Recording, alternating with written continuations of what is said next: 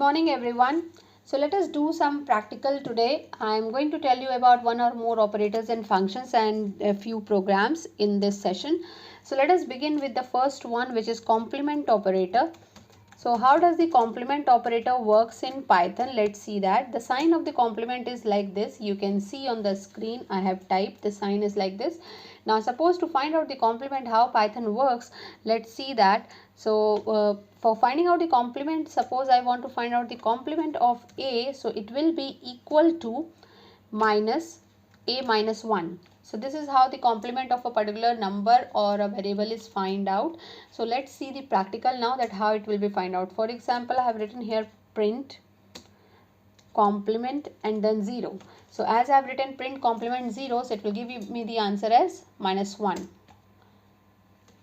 Alright, let me write it once more. Print complement 0. So you can see it has given me the answer minus 1. So minus 0 minus 1 is equal to minus 1. So now suppose if I have written here print complement 1, so it is going to give me the answer as minus 2. And if you write minus 3, you want to find out the complement of 2, it will give you minus 3. So this is how the complement operator works in Python. Okay, now moving forward, I'd like to tell you about one or the function of Python, which is random range function.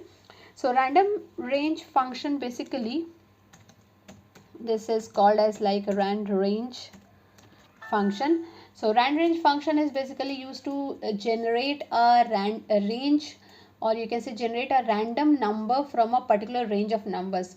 So for example, if I have this can be done in three ways. In the first way, you have to define the random range function along with the stop value, and second one is start and stop value, and third is the start, stop and step value. Let's see that how the random numbers can be generated with this function. And I would like to open the now script mode. So let's do the practical here. So for using the random range function, I have to import this random library function. Okay, so as we have imported math, if we want to use a mathematical function, so we have to import the math library from Python. So for this, I am importing the random. I am using the random function, so I am importing here random. Now, how we can use it? I'll simply write here print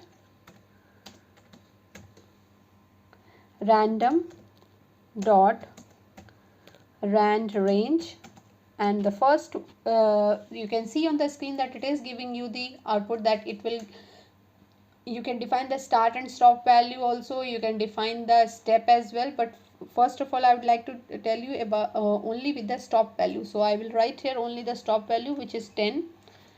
Okay, so let's print it. Let us execute now. Okay, so you can see that I have given the random range of 10. So it will generate the numbers starting from 1 to 10. So and any number between the 1 to 10 will be starting from 0 to 10, and any number from the between that range will be printed. So if you will run the program second time, it will give you the output something different, but it will be within the range of 0 to 10. So it will be within the range of 0 to 10. Any value can be generated randomly whenever this function will be executed.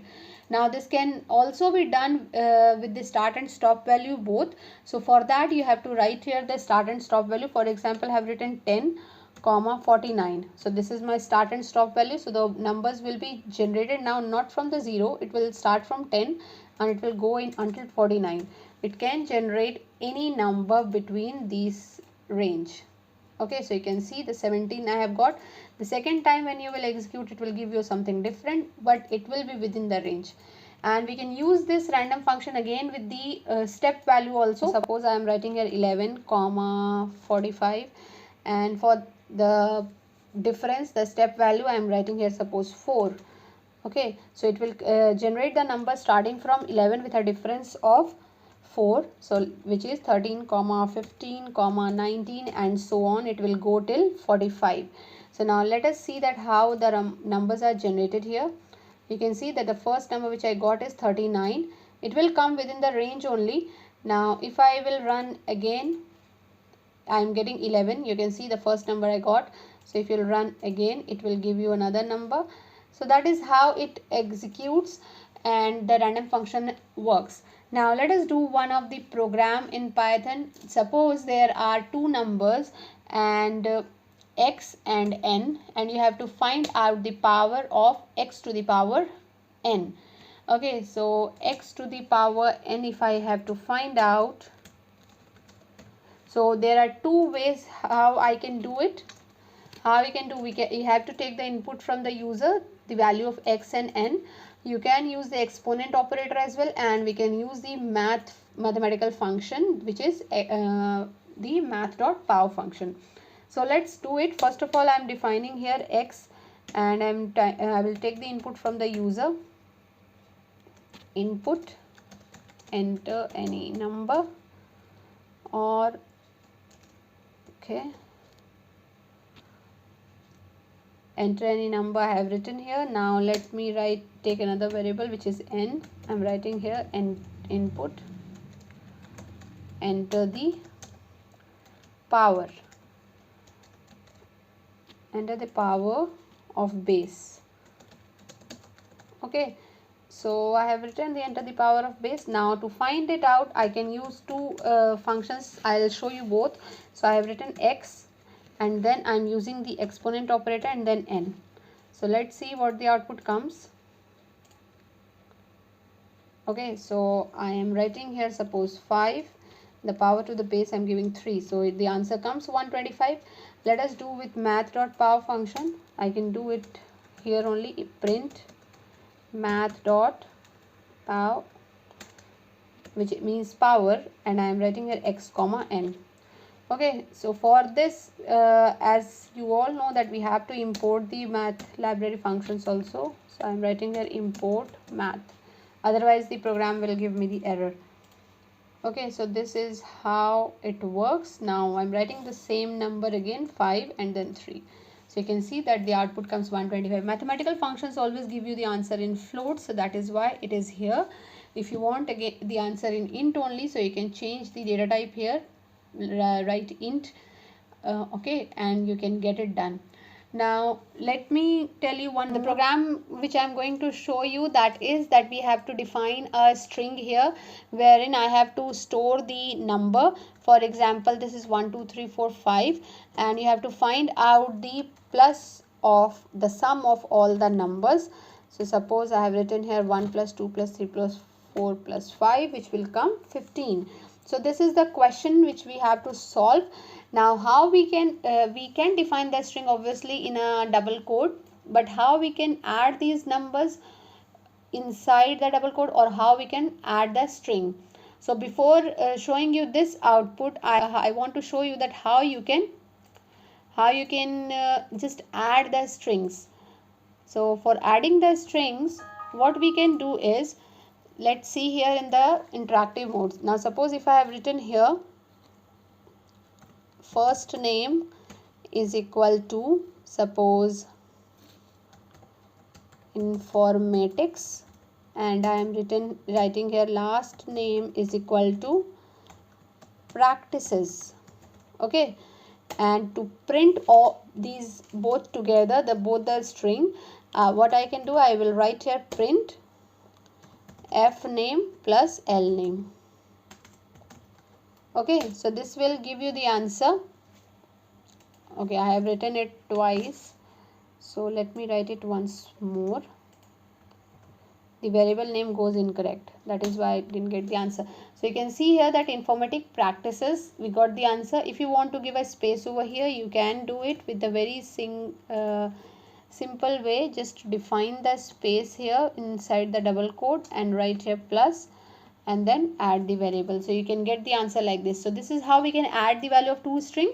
However, in the question, what we have to do, we have to add the string like this, but we don't have to add a string which is shown like this. We have to add the numbers here. So how we will do, we will get the numbers by its position. As we know that the indexing starts from 0 and it goes till length minus 1 position. So starting from 0, 1, 2, 3 and 4. So we'll take the value from its position and add the numbers and change the value to from the string to int. by writing the int data type. Let's see how we can do it. So let me define here the variable s, and I am writing here 1 2 3 4 5. Okay, now what I have to do, I have to add the numbers by index. So I am taking a variable to store the result here. I am defining the variable name sum.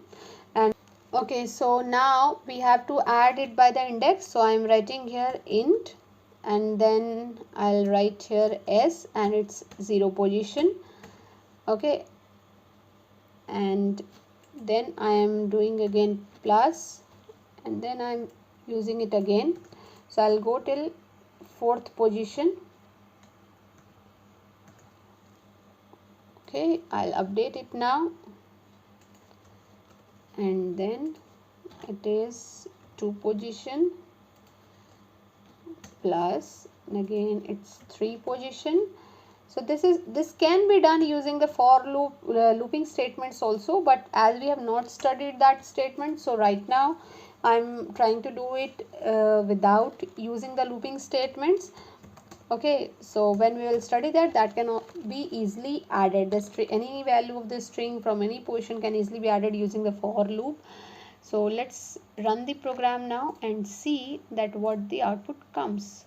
Okay, you can see that the value of the string is added from its position, because what we have done, we have just picked up the 0 position number which was string, then it has been converted to int, so we get the number 1 here.